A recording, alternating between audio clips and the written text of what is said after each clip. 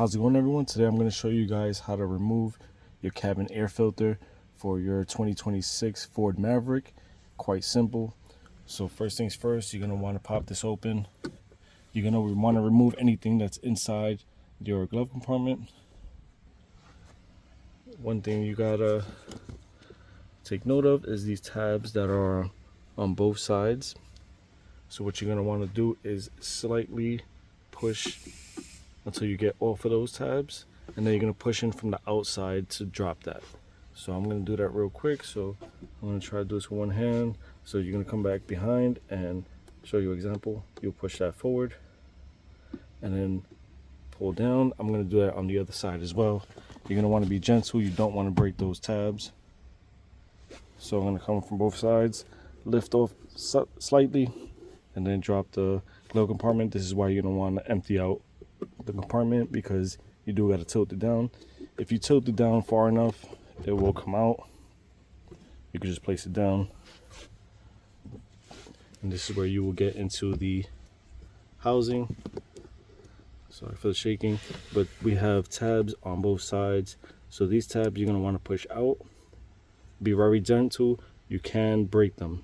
On some models, not all this year for some reason, there is a Phillips screwdriver that would be right here, and then there will be one right there.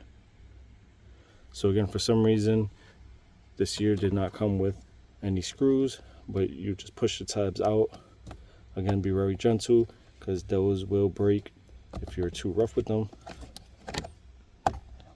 So pop that out, and then we're going to come out with this side, try to show you a better view. Push that out, pull forward, and there's your cabin filter. You're going to pull that out and then put the new one back in. It's quite simple. You're going to make sure that you align it, push until this comes back over. I'm going to try to catch it on this side as well.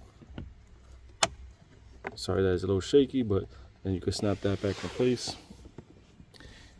And coming back together with the cabin filter, the glove box is not tricky, but you just got to pay attention. You're going to come from the bottom and hook it into these 3 tabs right there. Hook that into place, and then gently push back in, and you're good to go. And everything's back where it needs to be. Make sure your tabs are in place.